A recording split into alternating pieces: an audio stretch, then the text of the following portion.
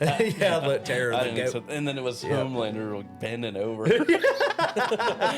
Yep, to tie it in with that stuffed animal. Yeah, I forgot about that stuffed animal. Yeah, 'cause me that was like too. season 1 or 2 when he Yep, gave I him forgot that. about And that. he was like humping it the whole time. Yep.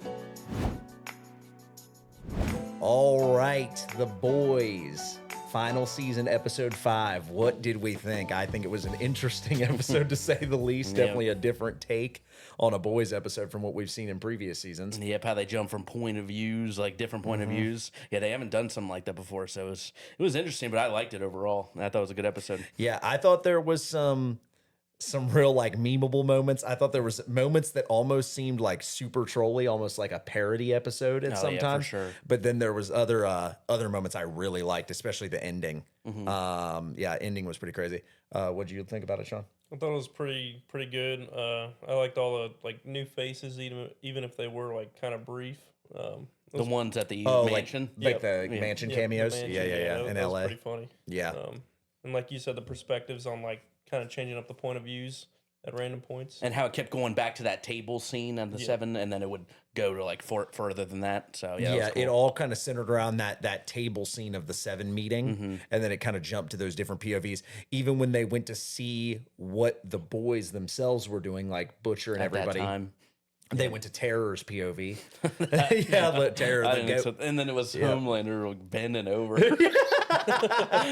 Yep, to tie it in with that stuffed animal. Yeah, I forgot about that stuffed animal. Yeah, 'cause me that was too. like season 1 or 2 when he Yep, gave I him forgot that. about And that. he was like humping it the whole time. Yep. That was funny. Yeah, I forgot about that too.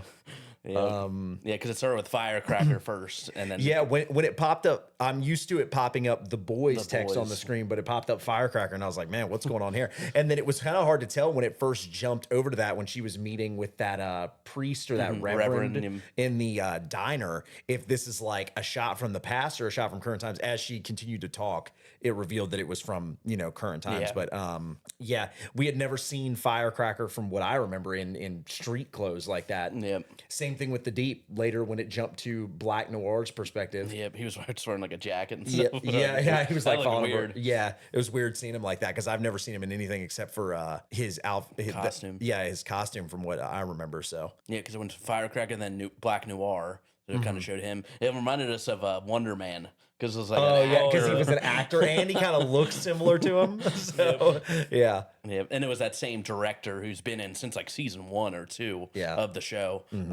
Got in his ending. Oh, And the yeah. toilet and then the yeah, with the Deep. Deep. Yeah, because we saw the Deep kind of watching them outside before they went into the theater. He was kind of following him there. And I was wondering how that was going to tie in, what he was setting up. Because, God, what is it with the boys and Gen V always doing like weird bathroom scenes? That's how it is. But yeah, obviously the Deep sent like that eel up the toilet. Yeah. So. God, that was disgusting. Yeah, that was probably that might have been from what I remember. That's definitely one of the weirdest deaths I've ever seen in the boys or Gen V, and it almost felt like a meme because what did he say before he died? Yeah, he said like, I forgot what he said exactly. Something about like it hurts. Yeah, and then he was like, it hurts so bad. Yep. And his last word was something like, it hurt my asshole or something. It was like my ass hurts so bad or Yep. something like that. Then he just died. It was like, okay. See, those are the moments I'm talking about where it almost felt like a meme or like a parody episode. And then obviously, the Noir Deep thing. I think that's how they'll end up obviously fighting here. Yeah, soon. they'll go at it. They're definitely building towards like a their tension is building. They're building to like a climax point here in their relationship where I feel like they'll go at it. Maybe that's how one of them will get killed off. Like if they are going to kill the Deep off, maybe they'll have Noir do it. Yeah, I can see that. I think that plan is kind of interesting too with Noir. How he's saying that he said like, "Oh, I'm going to be saved by Homelander to talk again. Yeah, and then I'll be able to speak. They'll think like the public will think Black Noir can speak again, and then I'll show that I can fly, and the public will think that he like gave me the ability Homelander. to fly. Yeah. So I think that's an interesting plan because I don't even think the public knows obviously that Black Noir, the original, got changed. killed. Yep. So it's they're just keeping up appearances as that. So that'll be interesting to see how that plays out. And then it goes to the boys, obviously with the terror POV. That kind of shows Butcher and Huey going around. Yeah.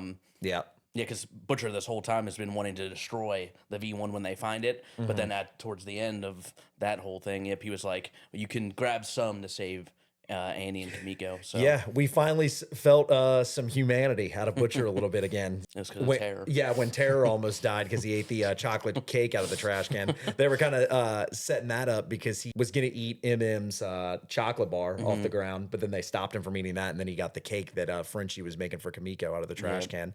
Yeah, that Frenchie Kimiko thing's a little weird too, because remember he baked that steak or like cooked the steak for her, but she gave it right to Terror. Yeah, she was like, I don't like that like steak or whatever. Yeah, so it's kind of like foreshadowing, I think. Yeah. And then the next one went to Sister Sage, so it showed her POV from that like table meeting, and then it was her in the elevator, right? And then Soldier Boy walked in, and then she was just because we this whole time I haven't really known her full plan, which now we kind of do. Yep, she revealed it to Firecracker. Yep, because that was one of the questions we were asking as we were watching the episode: is what is her plan? What is she up to? Yeah, that's right. She revealed it to Ashley. That's right. But yeah, she was sitting and talking with Ashley, and finally revealed her plan, because that's what we were saying when we were watching it, is that we've never known what she's been up to. She's kind of been like on her own path the whole time, kind of. She's so smart that I feel like she's so ahead of the other characters that she's like making her own plan off to the side. Yeah, which makes it hard, because it's hard to, I think, write for a character like that, because she's so smart. It's like, what's her weakness? Like, she can kind of see everything coming. So. Yeah, so she just stays so far ahead of everybody mentally. She wants all the soups basically to go ballistic and like kill humanity. Yeah, they want them to release the virus, so then it starts the humans versus soups like war. Correct, and then the humans die to the soups just because they're overpowered, basically, and then the soups end up killing each other. And then the virus, too. Yeah, and obviously the virus. Yeah, the virus ends up taking a lot of them out and taking... and she thinks Homelander needs to die as well. Yep. Because she just basically doesn't want to be bothered. Yep. She just wants to lock herself away. She said she was going to go to Colorado. Yeah, Colorado, the bunker. We were like, paradise. Yeah, literally. Yeah, shout out Paradise for that. But yeah, she was going to go to Colorado and just hide away, basically, as everybody dies. So... Yep. And then they went to Soldier Boy, his POV. So it's kind of Soldier Boy, Homelander. They met up with Stan Edgar. He had him trapped down there. Yeah, that was something. When was the last time we saw Stan? Was that the end of episode 3 when Homelander was hugging him? Mm-hmm. Yep. So Deep turned him in. Yep, Deep turned him in. So yeah, we hadn't seen Stan Edgar. I figured they just had him trapped at Vought in some kind of cell. Yep. Which clearly they did, and they're obviously probing him to get V1. They're trying to get V1 out of him to know where it is, to figure out where it is. Yeah. They end up going to that Mr. Marathon, like he tells them about that old soup. Yep, and then they go to L.A., which is the first time we've seen L.A. in this show. Yeah, for the most part, the whole show is pretty much in New York. Like 95% of the time, it's in New York, and they don't really leave New York too often. So this is the first time I think we've gone to LA in the show. And then this is where all the cameos happen. It almost turned into like a parody episode. You had Daryl from The Office in there. He got a 2-second cameo, got one line off real quick. Then you have like that I forgot that guy's name from The Eternals. Camille Nanjiani. I forget how you pronounce it. And then Seth Rogen, obviously. Yep. And then the guy from Superbad, it was McLovin. I don't know his real name, but he was on there. And then a couple other, like Will Forte was one of the dudes. And then, was there one more? I forget what his... Oh, it was Mal Chemical. I forget. Yeah, his soup name. Yeah. He obviously hit Homelander with that gas that incapacitated him. I didn't see that coming. Yeah, that was more powerful than I thought it was going to be. So obviously they had a plan to set him up. Yeah. Because they wanted to kill Homelander. And so they were going to use Soldier Boy to do it. So they kind of like baited them in with that. I definitely didn't see that coming. Yeah.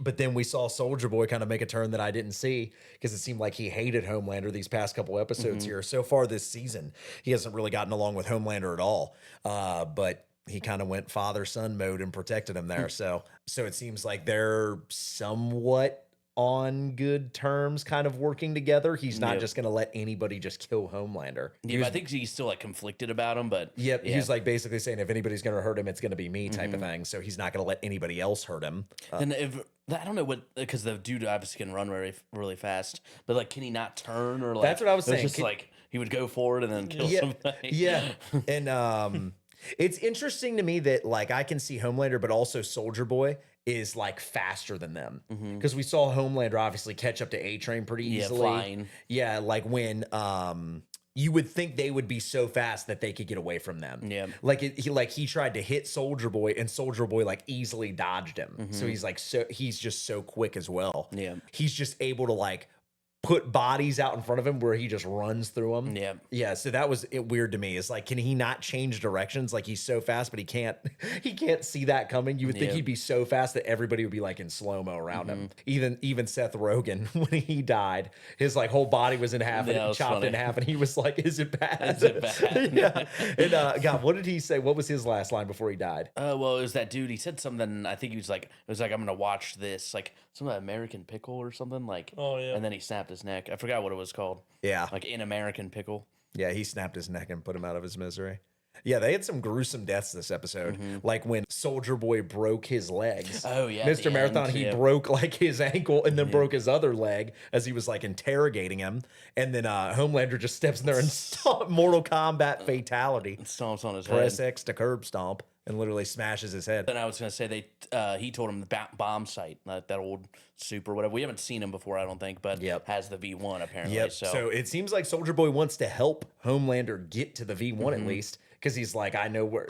Yeah, I don't think he's lying. I think Bomb Site has it. We just need to go find him. So we'll see what happens there. Yeah, because it's funny to me too, because clearly Butcher and the rest of the boys were ahead of them because they already were assuming Bomb Site had it. Because we saw Butcher and MM talking about that in the last episode, that Bomb Site probably had the V1. Yeah. I feel like Homelander's going to get it because that's what they don't want to happen. So I feel like he's going to get it, but then they're going to find an alternate way to get rid of him or something. Yeah. Yeah.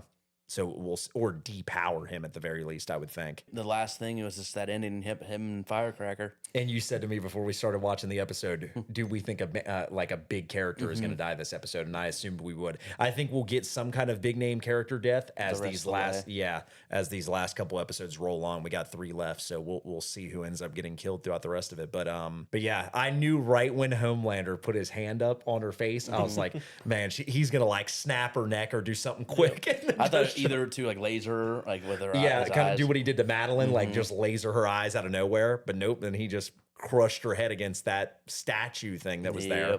So yeah, that she was looking around when she. Her eyes were still. Oh my God. And the way she was just like hanging there as he walked out of the room at the end before the credits played. Golly.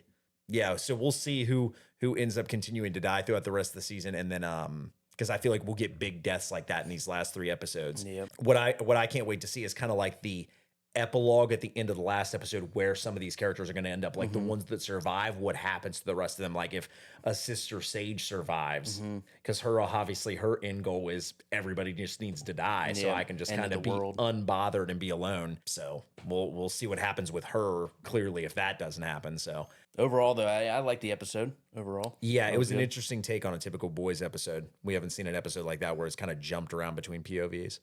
Yeah, I thought it was a pretty solid banger episode because it was pretty funny and action packed. So yeah, they threw a lot of like that Sony joke they made, like the Sony pictures. It was almost like they were breaking fourth wall moments in certain points, like kind of like Deadpool vibes a little bit with that. Definitely an entertaining episode. Yeah. I don't know if I loved it like it was the best episode ever, but it was definitely entertaining. Yeah, for sure. I liked it. It was a different take from a typical episode we would get. And episode 6 of these seasons have been pretty big, so I think next usually episode 6 for the boys seasons are big moments, so we'll see what happens with that. That's the V1 episode. I'm feeling it. Yeah, I don't think we wait for that till the very end. Yeah, I could see no way. Yeah, there's no way they just keep dragging it out here. So yeah, I could see them doing the whole V1 thing next episode and seeing how that ends up, like them getting to is it Bomb Site?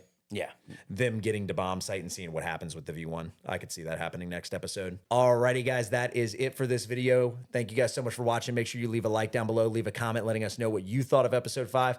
Come back next week. We'll be breaking down episode 6 the same way we've broken down all the previous episodes. Thanks again so much for watching. Peace.